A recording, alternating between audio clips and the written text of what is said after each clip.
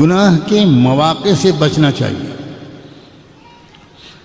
مختلف حضرات جو ملاقاتوں میں جو اپنے احوال بھیجتے ہیں، احوال بتاتے ہیں، فون پر کہتے ہیں، خط کے ذریعے لکھتے ہیں، یا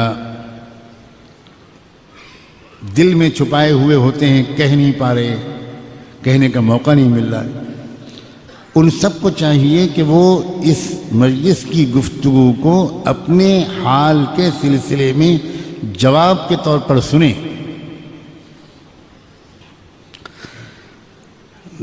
غور سے یہ بات سنیں کہ انسان جس گناہ میں پھنستا ہے، آسانی سے وہ اگر غور کرے تو سمجھ سکتا ہے کہ وہ کیا اسباب ہیں جن کی وجہ سے میں فلاں گناہ میں پھنس جاتا ہوں۔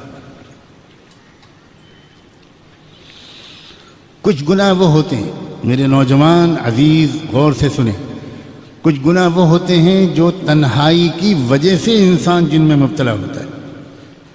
وہ گناہ دوسروں کے سامنے وہ نہیں کر سکتا، وہ تنہائی ہی میں اس کے اوپر ایسا ایک جنون طاری ہوتا ہے کہ وہ ایسے گناہ کر بیٹھتا ہے جس سے اس کی صحت بھی خراب ہوتی ہے، آگے چل کر زندگی میں اس کو بہت شرمندہ ہونا پڑتا ہے، اس کی شادی شدہ زندگی کامیابی سے نہیں گزر سکتی،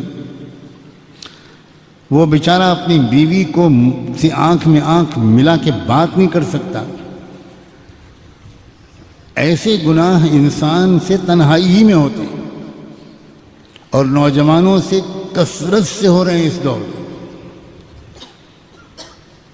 ایسے لوگوں کو چاہیے کہ وہ ایک بات تو یہ اپنی زندگی کا وظیفہ بنائیں کہ ایسی تنہائی سے اپنے کو بچائیں۔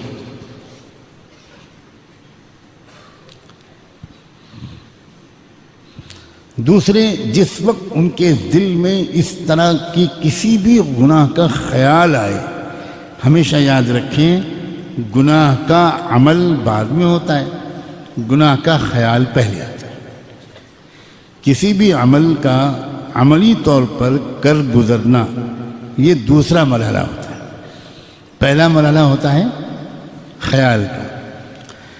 اگر پہلے ہی مرحلے پر انسان روک لے، کنٹرول کر لے، چوکنا ہو جائے تو یہ خیال عمل میں تبدیل نہیں ہو سکتا۔ اس خیال کو سے رکنے کا راستہ کیا ہے؟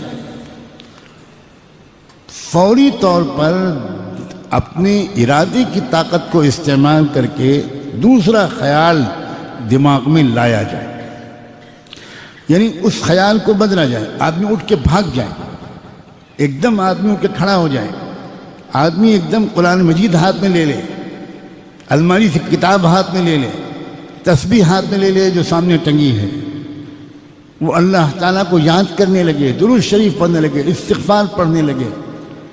اگر وضو کی حالت میں تھا تو جلدی سے نماز کی نیت باندھ لے، لیکن کچھ نہ کچھ کرے، اسی خیال میں انسان ڈوبا رہے، اسی خیال میں لگا رہے، دیر تک اسی خیال کے بارے میں سوچتا رہے، اور پھر یہ تمنا کرے کہ وہ عمل مجھ سے سرزد نہ ہو، یہ انسان کی فطرت کے خلاف ہے۔ خیال عمل میں اپنے کو تبدیل کروا کر رہتا ہے، اگر آپ نے اس کو تھوڑی مہلت دے دی تو وہ پھر عمل میں تبدیل کروا کر رہتا ہے۔ وہ خیال کو بدلنا چاہیے، کسی بھی ترکیب سے خیال کو بدلنا چاہیے۔ حضرت یوسف علیہ السلام کو بھی خیال آیا تھا، ایسا نہیں ہے کہ ان کو خیال نہیں آیا تھا، اور انسان ایسا ہو ہی نہیں سکتا کہ اس کو خیال نہ آئے، لیکن یوسف علیہ السلام نے فوری طور پر فوراً اپنے خیال کو منتقل کیا اللہ کی پکڑ کی طرف، اللہ کی قدرت اور رحمت کی طرف، اور معاذ اللہ کہتے ہوئے بھاگے۔ یعنی انسان اپنی حالت کو بدلے، اپنی حیت کو بدلے، لیٹا ہوا ہے تو بیٹھ جائیں، بیٹھا ہوا ہے کھڑا ہو جائیں، بھاگے، نکلے باہر، اپنی جگہ بدلے، پوزیشن بدلے، مقام بدلے۔ ظاہری حیت بدلنے سے خیال کے بدلنے میں مدد ملتی ہے۔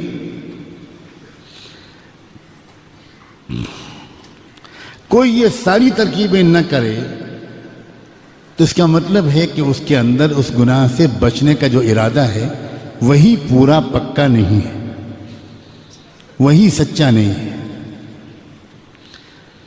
ابھی وہ اس گناہ کی نحوست کو سمجھ نہیں پایا، ابھی وہ اس گناہ کے نقصانات کو سمجھ نہیں پایا۔ عزیز نوجوانوں کو پوری دنیا میں اللہ یہ سمجھنے کی توفیق دے کہ زندگی کا سب سے قیمتی حصہ ہے جوانی۔ بننا ہوتا ہے جن انسانوں کو وہ جوانی ہی میں بنتے ہیں، بگڑنا ہوتا ہے جن کو وہ جوانی ہی میں بگڑتے ہیں۔ اگر یہ حصہ زندگی کا، اسی میں وہ صحت ہوتی ہے، اسی میں وہ قوت ہوتی ہے کہ انسان اس میں زیادہ سے زیادہ نیک اعمال کر سکتا ہے۔ بڑھاپے کی معذوریاں، مجبوریاں یہ تو تبھی معلوم ہوتی ہیں انسان کو جب خود بڑھاپا اس کے اوپر حاوی ہو جاتا ہے۔ اب اگر اس عمر کے اس منزل کو انسان نے گزار دیا ان گناہوں میں، تو سوائے اس کے کہ اس نے اپنے آپ کو ایک دیمک لگوا لی اور اس نے اپنی صحت کو بھی تباہ کیا، چہرے کا نور بھی ختم ہو گیا، دماغ کی یادداشت بھی ختم ہو گئی، فیصلہ کرنے کی طاقت بھی جاتی رہی، صحیح غلط میں فرق کرنے کی استعداد بھی کمزور پڑ جاتی ہے، تو اپنے نفس کو سمجھائیں اور اس معاملے میں یعنی ترک معاصی کے معاملے میں، گناہوں کے چھوڑنے کے معاملے میں سنجیدہ بنیں۔ یہ جملہ حساس آدمی کے لیے بہت کافی ہے۔ جو انسان یہ کہتا ہے کہ مجھ سے گناہ چھوٹتے نہیں، شاید اس نے اپنے گناہوں کے چھوڑنے کا سچا ارادہ ہی نہیں کیا۔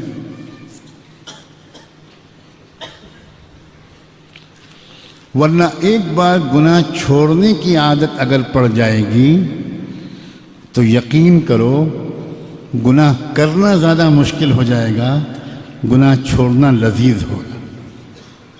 چکھ کے تو دیکھو، گناہوں کی لذت تو بہت دیکھ لی، اب تقوی کی لذت کو بھی آزما کر دیکھو۔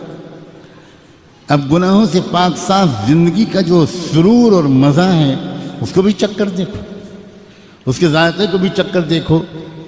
اس کے ذائقے کے چکھنے کے بعد گناہوں کے جھوٹے ذائقے کی طرف آنکھ اٹھا کر دیکھنے کا بھی دل نہیں چاہے گا۔